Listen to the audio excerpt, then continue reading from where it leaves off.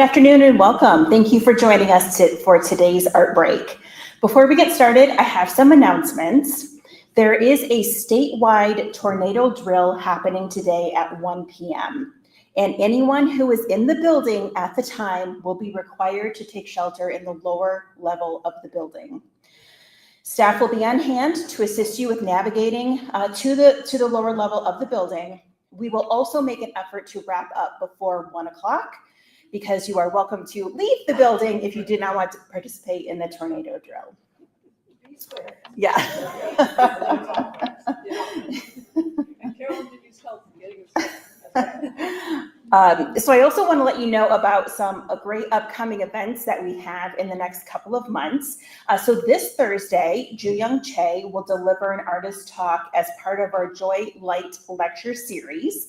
If you haven't checked out her exhibit downstairs in the Joy Light Gallery, I encourage you to do so. It is a treat. Next Thursday evening, we will be hosting a screening of the 2020 film Disclosure, which addresses how narratives about transgender characters in popular media shape and distort public perception. The screening will be followed by a discussion led by our friends from Outfront Kalamazoo. And finally, please note that our next Art Break is completely virtual, and our 2 April Art Breaks will take place off-site as we visit our community partners from the Sourced from the Zoo exhibit. On April 9, we will visit Wellspring Dance, and on April 16th, we'll visit Black Arts and Culture Center and the Arts Council of Greater Kalamazoo. All of these are located in the Epic Center, and you can find out more information about all of these events and all of the other ones that we are offering on our website. And there's also flyers over there if you would like to pick up some as you are rushing out of the building before 1 o'clock. And now I am very pleased to introduce today's speaker, Elizabeth Start. A Kalamazoo native, Start is the executive director of the Michigan Festival of Sacred Music, which presents the Connecting Chords Music Festival. She is a cellist with the Kalamazoo and Elgin Symphony Orchestras, an award-winning composer, and secretary-treasurer of the Kalamazoo Federation of Musicians. She is also a member of the Chicago Composers Consortium, the Chicago Musicians Club of Women, and the International Alliance of Women in Music. During this Art Break, Start will be joined by world percussionist, professor, and music therapist Carolyn Koebel, who will offer a taiko drumming demonstration. Please join me in welcoming both Betsy and Carolyn to the stage.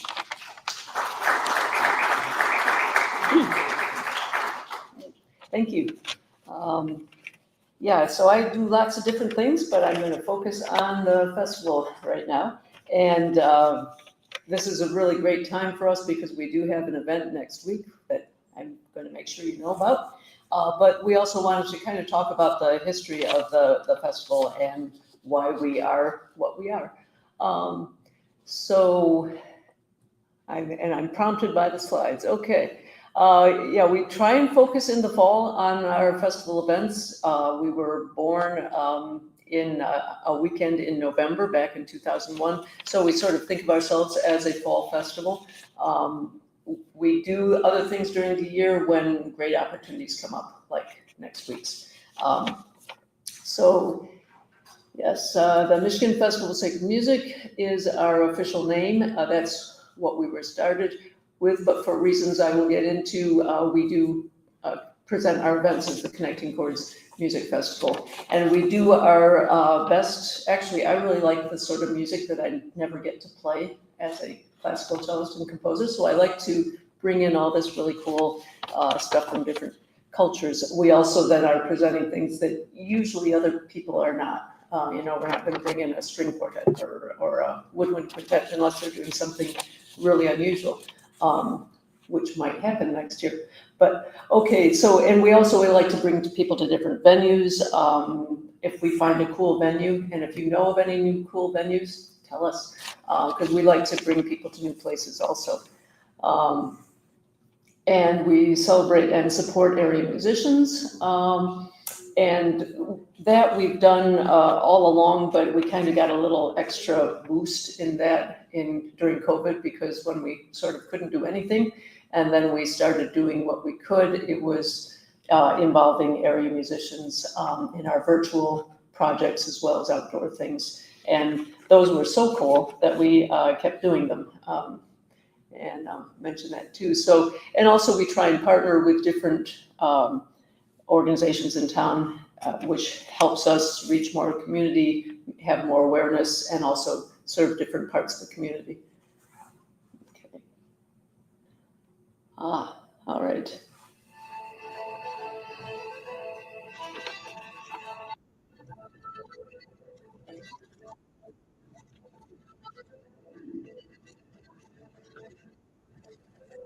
Yeah, this is one of our venues that we picked up during COVID. They had just gotten designated a dark sky park. And then the Kleinstadt Preserve,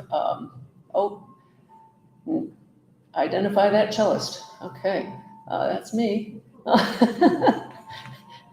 Yeah, if you come to one of these events, you get led into the preserve and hear a performance. This is the Nature Center, of course.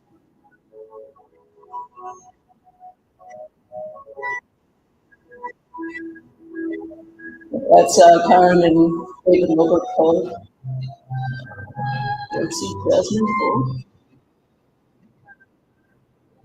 Yeah, during our migratory music, we have different groups representing music that has migrated to Kalamazoo at different locations in the Nature Center, so you can wander around and hear it. And that's that bridge to the main building there on the Nature Center. I've always wanted to have music on that bridge, and we finally were able to last year.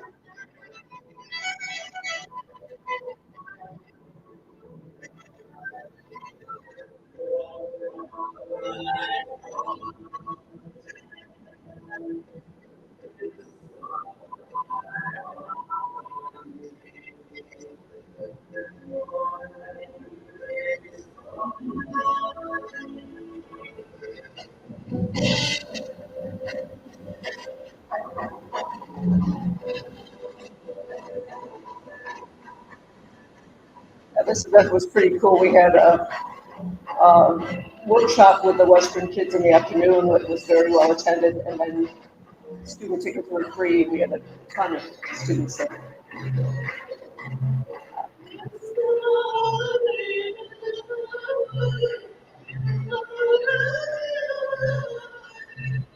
This was amazing too. I mean, she's a world-renowned artist, and we were able to have a lot of free tickets to people who couldn't afford tickets for the event.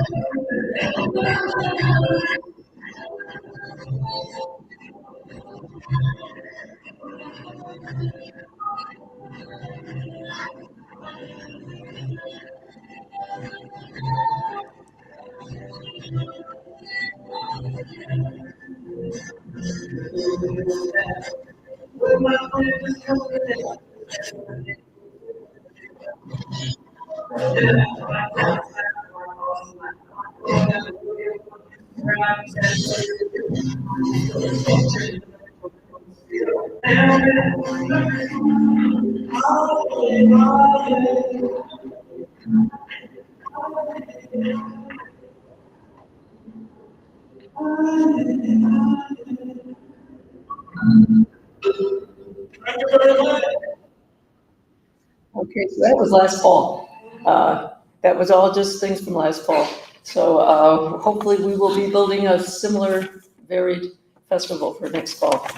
And I tell you that Kitka, I had wanted to hear Kitka, pardon me. I had wanted to hear Kitka for the last 30 years, and to hear them live in person, it was amazing. Okay, so yes, we do believe it's interesting when this festival was created. The very first festival was in November of 2001. And the idea was all the different music from the different faiths coming together in this festival. Happened to be a very good time to be doing that, as you can remember, 2001. So it was interesting. The first few festivals, the board would talk about, should we do this again? Does the world need it? And it seems like it keeps needing it. So the idea that if we can look through music and about things that we care about, regardless of who we are, that helps us understand our world better and bring the community together better. So that's kind of our mission there. Okay, and this is innovative events and projects. What's really cool is that we're small. So when COVID hit, we hadn't contracted with anybody yet for the next fall. And so by June, we were like, okay, well, what can we do? And of course, the first thing was outdoor things. But even before that, we started this resonance project, which was built into an exhibit here, the Unveiling American Genius exhibit. Realizing I should be looking at this, right? Okay, so the idea was to use our area musicians and have them, pay them to create 1 to 2 minute works that were in response to artworks that were going to be in this Unveiling American Genius exhibit. So it was a really cool idea, and Eric, who is our tech guru here and marketing guy, created this beautiful thing. You can still see it on our website. When you went through the exhibit, you could use QR codes and you could read about the musician, read about the artwork, hear the music, and also read the artist's statement of the musician to explain how their music was responding to that piece of art. And we're actually doing something similar, I'll talk about in a second, but this was so cool and such a great way to involve our area artists and musicians and help get them through the rough times. We then did music in place. And in this, we engaged a few more musicians, and the idea was, show us a place that means something to you in Kalamazoo.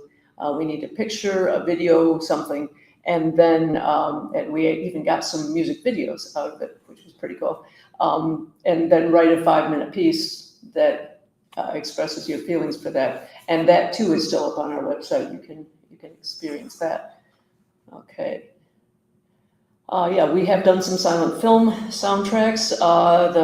Some of the notable artists we've worked with, David Briggs, who's an amazing organist, just a total monster on the organ and composer, and just I had the privilege actually of doing the U.S. premiere of his organ and cello sonata that he had never played before, because he'd written it for some folks in Birmingham, England, and they hadn't even recorded it. So the recording you find online is our dress rehearsal run after an hour of rehearsing it.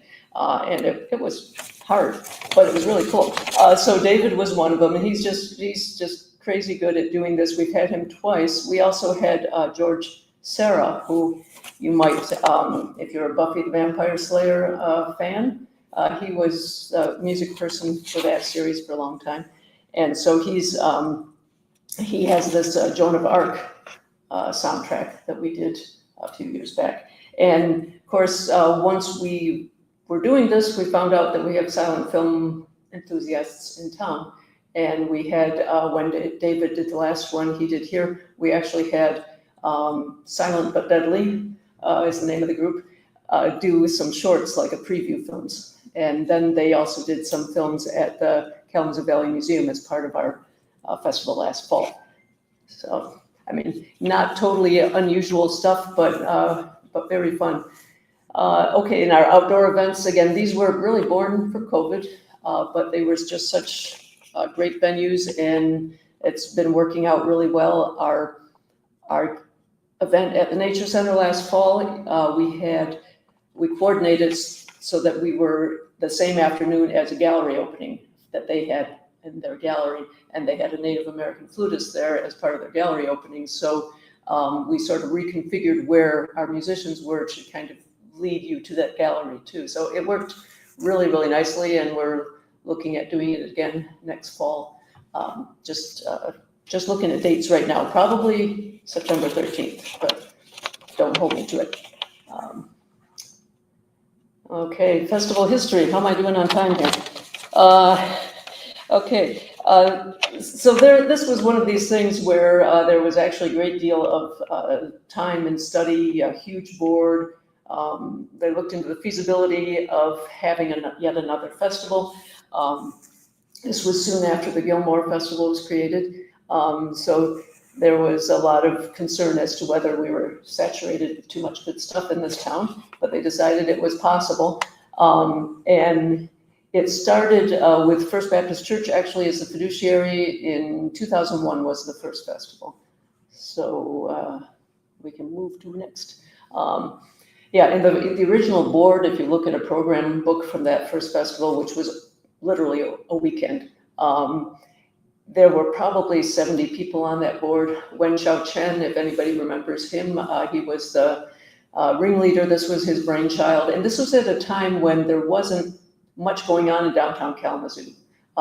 Chen had also been involved in the Gilmore Foundation, had been involved in creating a community arts position, liaison position, and a program at First Baptist Church to do arts events because there just wasn't much going on downtown. And it was kind of bleak down here at the time. And things have changed and that program has disappeared. But the idea of this festival also was part of that, just bringing the different churches and community together for a downtown festival. As we've advanced here, we've found that we wanted to do more stuff. We ended up with like a 8-day weekend. So it just got bigger and bigger. And then we found that people were saying, there's just too much, I can't go to it all. So we started spreading things out. And the nice thing about spreading things out is it's easier to get more artists when they're coming through, so it's less expensive. It's easier to arrange outreach because you're not trying to stuff everybody somewhere in outreach on the same days. And it's just worked out nicely the way we have evolved. But yeah, that first weekend was truly a weekend. And I do remember a board meeting in 2005 after the 2005 festival. Should we do this again? And yeah, we've been doing it ever since. And even in 2004, when I came on as director, we started doing events in the even-numbered years so that we had something every year, because one of the most crushing things I would hear would be, oh, gee, I just discovered this festival. I could only go to this much. It's really great. I'm coming next year. And, you know, it wasn't until 2016 that we became annual. And that just felt so much better, because I knew I would tell people, okay, no, you got to wait 2 years. And you will have forgotten about us and moved out of town by then. But so now we are every year and more of a presence, and it's much easier. And we came up with the Connecting Chords Music Festival, partly because we feel that sacred, when you hear that word, people think church, and they don't necessarily think of all the other things that we all hold sacred, like human dignity, cultural preservation, the environment. And those were all things that we were working into the festival all along, but it almost was like people would come to an event and go, oh, I had no idea it was going to be this.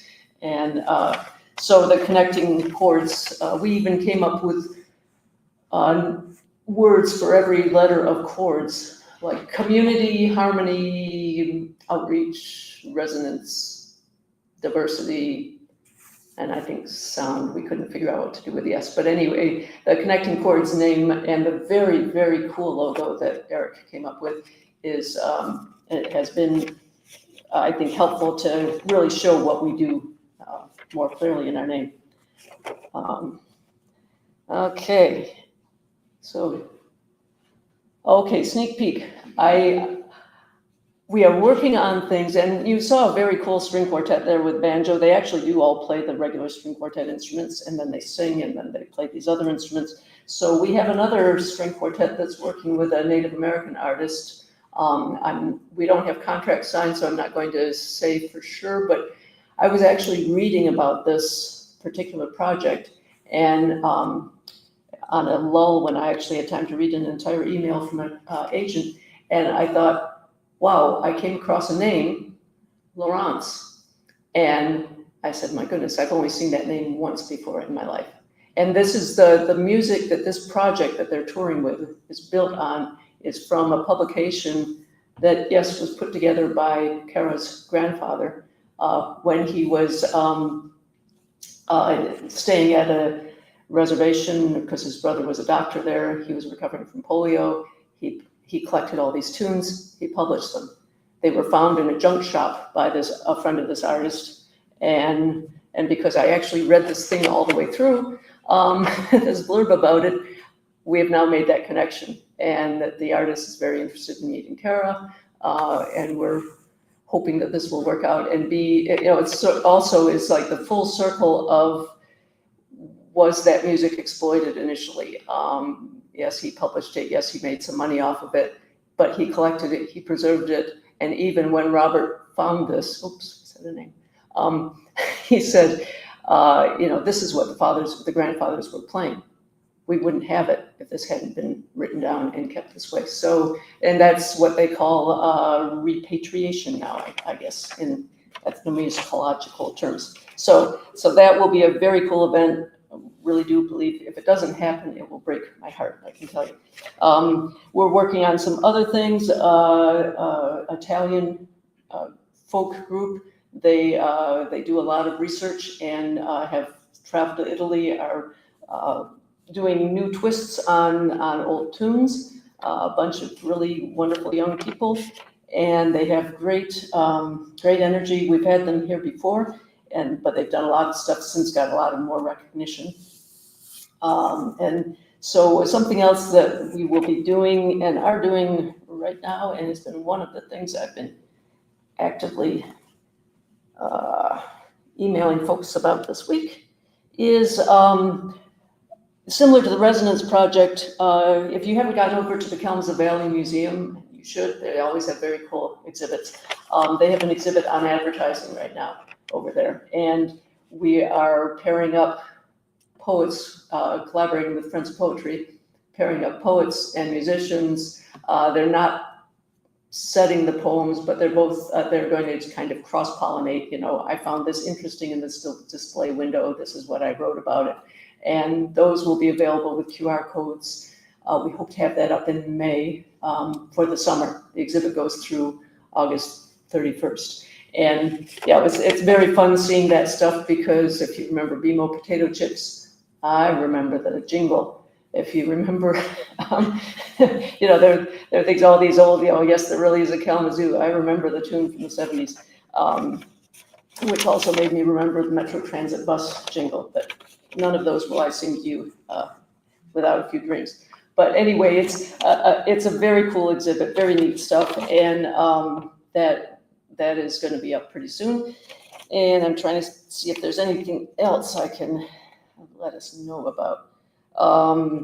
We were looking at a collaboration with Sounds of the Zoo. Jennifer with Sounds of the Zoo is really about championing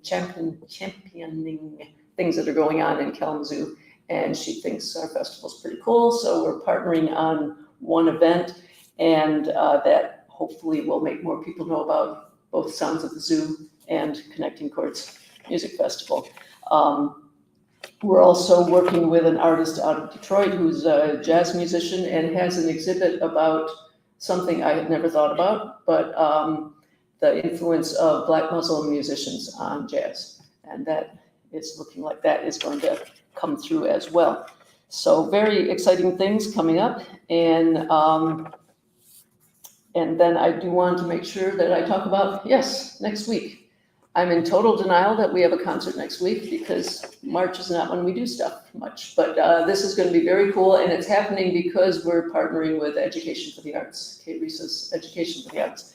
And we had a great relationship with them. Actually, we've done a couple of things. They used our Resonance project as one of their one of the things the kids focused on in, it was still as we were coming out of COVID. So it was a great thing. They could go to our website and learn all about it. Then they could come here and see the exhibit. So that was something that got us working together. We had a similar relationship in fall of 2023 with EFA and the String Queens, African-American female trio, string trio, that are very, very cool. And they did concerts for the kids, but Education for the Arts cannot do a public concert. They can't present a public concert. So they bus in the kids, do these concerts. There'll be 2 days of concerts next week that kids are going to be bussed into at Comstock Auditorium. And then we're able to do the public concert. So it kind of makes it more economical for both EFA and us. And for us, it's a little off of our normal season, but it's such a great relationship and we want to do it. So next Tuesday night, San Jose Taiko. And of course, that's why I asked Carolyn to be here, so we'd have a little bit of liveness, but let's see a little bit of San Jose first.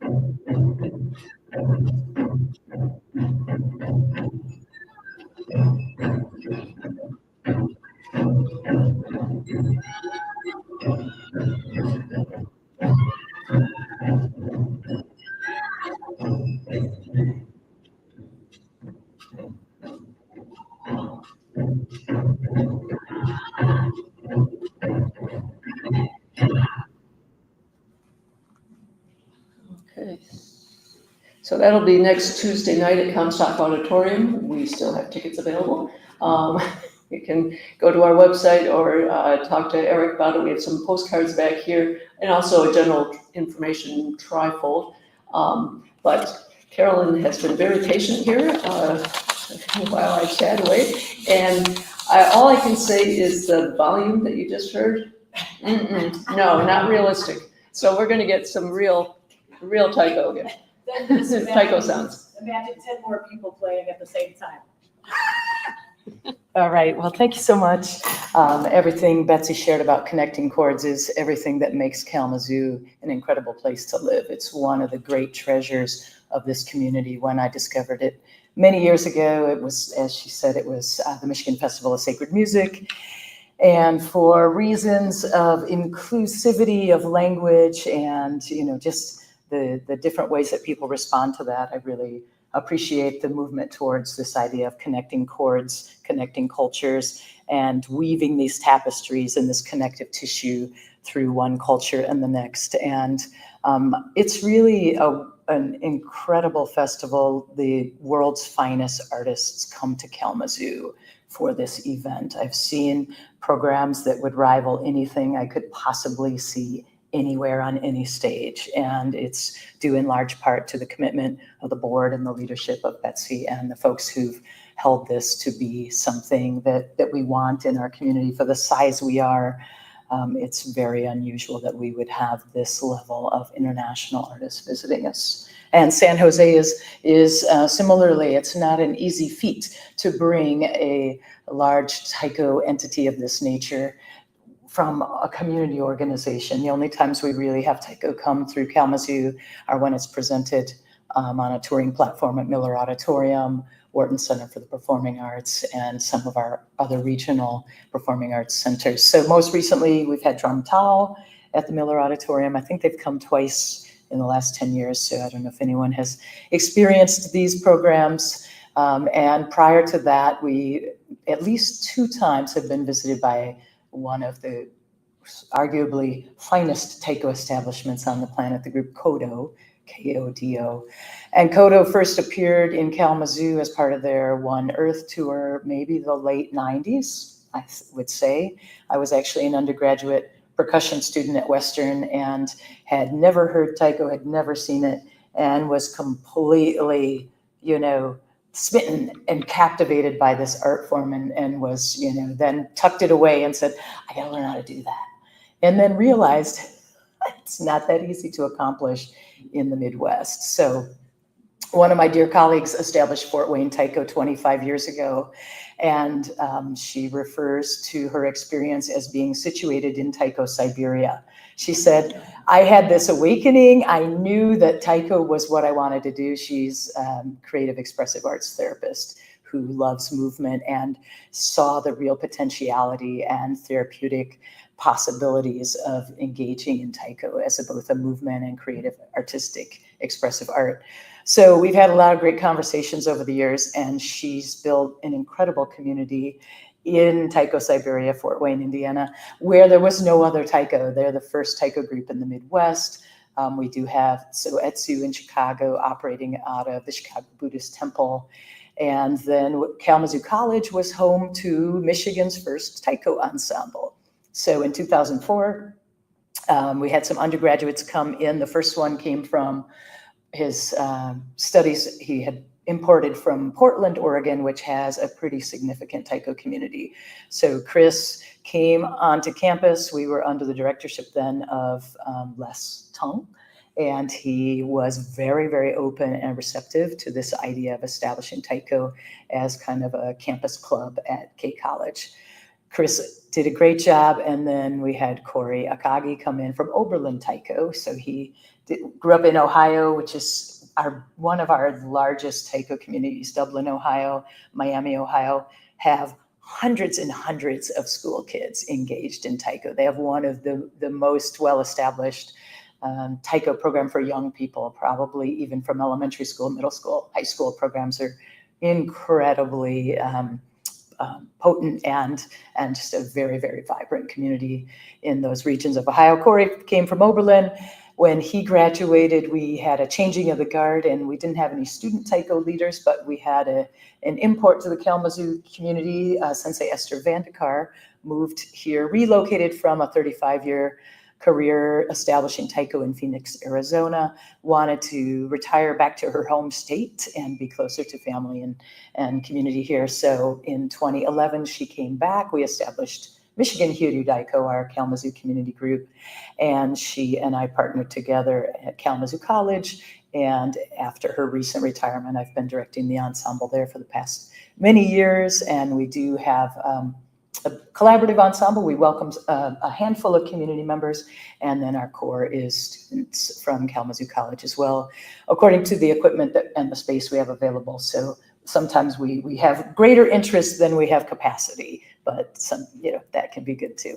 So Taiko, San Jose Taiko is one of the most beloved North American Taiko groups. So the touring groups, Kodo, Yamato, Drum Tao, some of these groups, of course, are coming from the mainland. They're coming from Japan, and they are wa Daiko. They are Japan-infused Taiko. They play many, many traditional tunes dating back hundreds, maybe up to 2,000 years.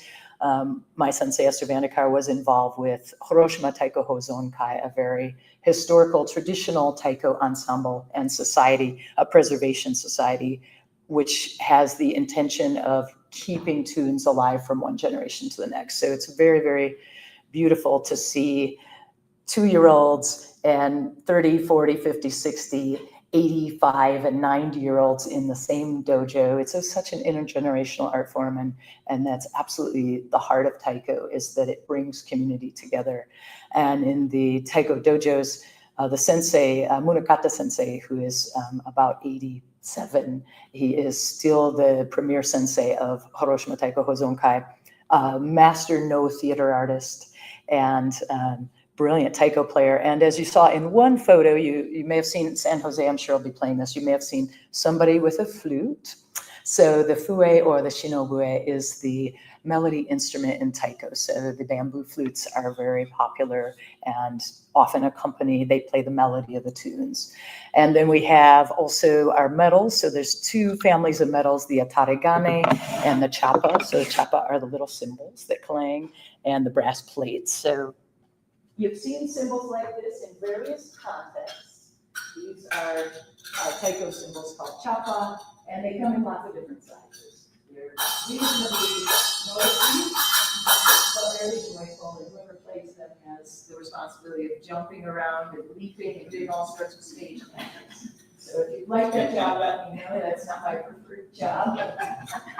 But this is how it goes. And then our brass plates, there's lots of different sizes of our metal plates. These get very, very large. And these are called chanchiki or karigame. They're played with a system of open chord sound. Lots of jumping and hopping and dancing with these as well. And sometimes where they're played in a graduated set, which is a really wonderful sound. We have 3 or 4 of them together, then we have a chanchiki set, and all these cool melodies emerge when you go between the different sounds. So you'll certainly see and hear all of those things. San Jose Taiko was established in 1973, so they're very near to being like the second North American taiko group. So the home of taiko in North America is considered San Francisco Taiko Dojo, established by Seiichi Tanaka in 1968. And so the epicenter for generations and years of taiko started in San Francisco and then began to make its way up and down the western coast. So one of the primary reasons that taiko is so heavily represented in the West Coast is because its home base was the Buddhist temple in San Francisco. So taiko has been long aligned with the Shinto and Buddhist temples. The Buddhist temples were very sympathetic to giving space for the taiko drummers and taiko groups. And taiko are often housed in the temples and used in part of the offering of prayers and spiritual practices. The temples also host the ginza and the matsuris and the celebrations where taiko are played. So we have a variety of seasons of the taiko year. The matsuri festivals often happen more towards the spring, the transition from winter to spring and around the season of the cherry blossoms. So coming into that season now. And then fall festivals tend to orient themselves around the season of Obon, which is the Asian American and the Japanese equivalent to the celebration of All Saints' Day and Day of the Dead, the day and the time of year when we pay homage to our ancestors and our family and beloved ones. So the drums have long been thought to be a vehicle and a tool of communicating between this world and the next and offering prayers and having that energetic exchange. There's a piece we play in Michigan Hiryu Daiko called Hiryu Sandan Geishi, which is the 3 dragon wishes, widely played all across the globe throughout the international taiko community.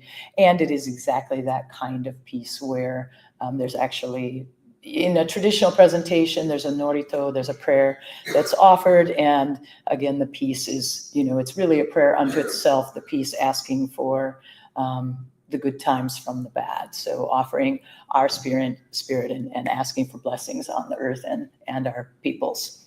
So San Jose was founded by Roy and PJ Hirabayashi, 2 of our most beloveds in the taiko community. They're still playing taiko. In recent times, I had a great encounter with PJ a few years ago at a taiko gathering in Washington, D.C. And she and I and another music therapist, taiko player out of Minneapolis, were having conversations about the use of taiko in music therapy and with special needs individuals and folks who might not typically have access to this playing style. I have a colleague at Napa State Psychiatric Hospital who has used taiko in her work for a very long time as a tool of community building, a tool for personal transformation, re-empowerment.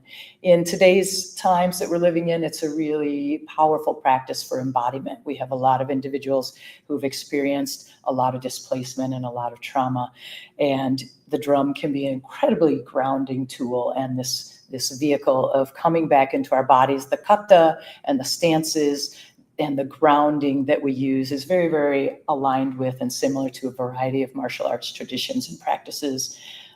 We've been taking our students from the Taiko Dojo to Ryu Sensei's Bokan Dojo and studying Japanese sword work and looking at the interrelationship amongst both of those forms as well.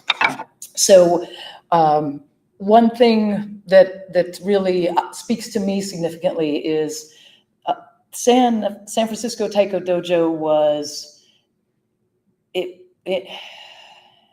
it was a response to the climate and the oppression and the dehumanization that the Asian American community was experiencing in this country post-World War II and in the world. And we went through a very intense period in which people were encouraged to assimilate, to blend in, to deny their cultural heritage and identity, to be more American. And this is something, this reappears many times in our lifespan, but this was a very particular period in which the Asian American community turned to taiko as a way to reclaim part of their cultural identity and heritage. And it also was a new form born of the North American tradition. So it wasn't just repeating what was happening in Japan for Japan-born Japanese. It was those who were here, they were of the New World, and looking for ways to reconnect. So I was just looking at the program with Betsy, and what they'll be playing are tunes written from 1983 to the present day. So it's very interesting to see their repertoire, and it speaks to the fact that North American taiko is really trying to establish itself as its own art form. It's in relationship to the Wadaiko tradition and the long tradition of taiko in Japan, but it's also very much its own thing. And we have a fabulously generous community, very open and accepting community. You see an incredible volume of women and folks who maybe identify as non-binary or just are, navigating the world in a different way. And they are really drawn to taiko as a place where they feel welcome, they feel included. And the tunes are widely shared. So you have to wonder, where does taiko repertoire come from?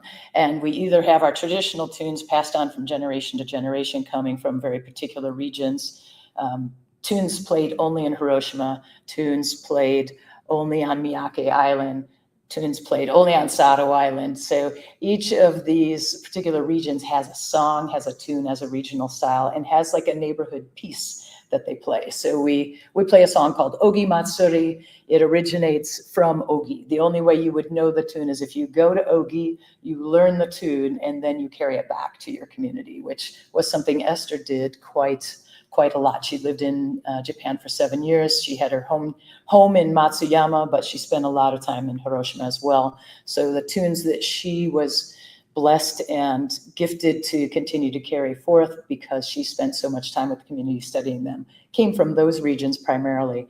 So the other folks who play taiko, we play tunes that are called omiyage, or open source tunes, that are oftentimes written by Sensei, maybe Shoji Kameda, who is director of Own Ensemble in Los Angeles.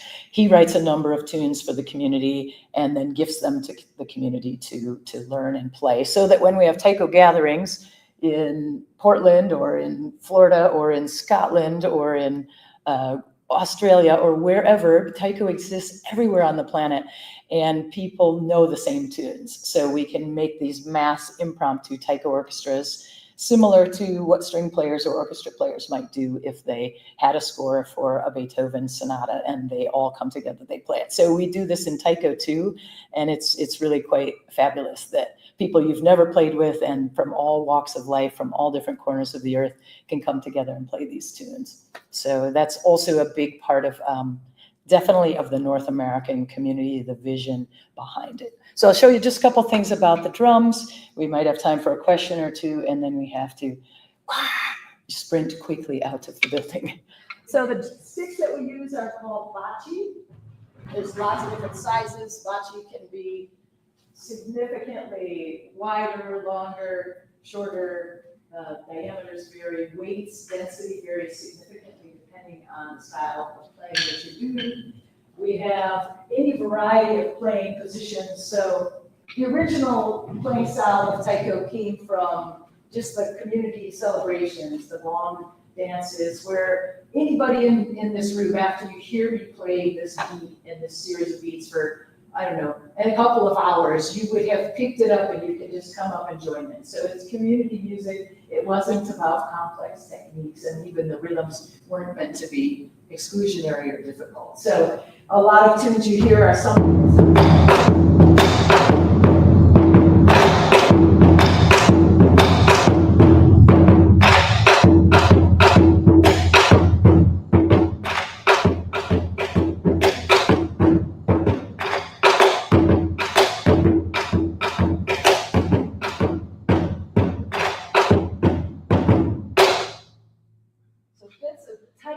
tune that has what we call a swing. So that's a Matsuri song, a festival song. We played one when John was here. These songs are played everywhere by everyone, and the beats are really, really overlapping. So you'll know it's a Matsuri. It has a very particular movement style. It has a fue melody that accompanies it, people playing chapa. And then the smaller drums would often be playing what's called a G or Jiuchi, which is kind of the timekeeper, the conductor of the music. For a piece like that, we hear what we call like a swung Jiuchi. It's bouncy and matches the feeling of the piece, versus a straight Jiuchi.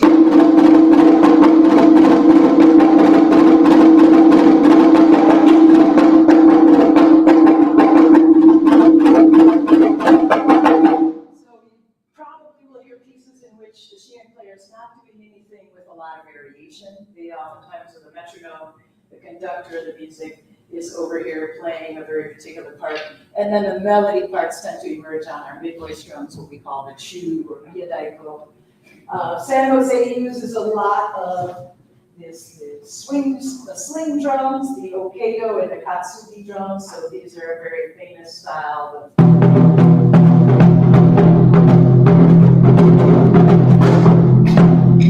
lots more movement and swinging and choreography, so it makes for a very exciting presentation. You know, these tunes didn't start out as entertainment tunes, this was community music.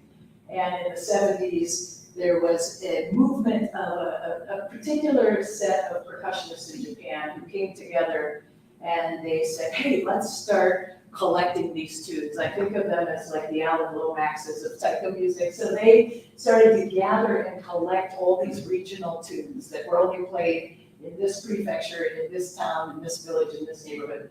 And they brought them back to create a set of music that they could then share. And then they put the shine on it.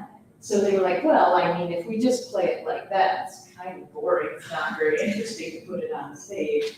So they developed and started to move the taiko off of the beta position into what's called naname position. So they created a series and a system of slant stands so that they could explore different kinds of movements. So now you're playing with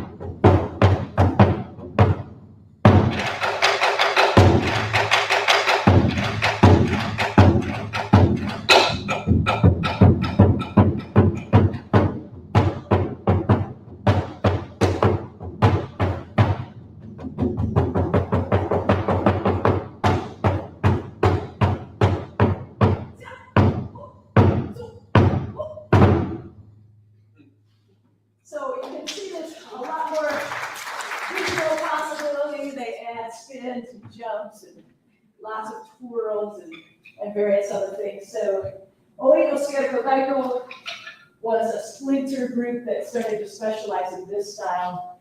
And then from those early combinations in 1981, Kodo emerged.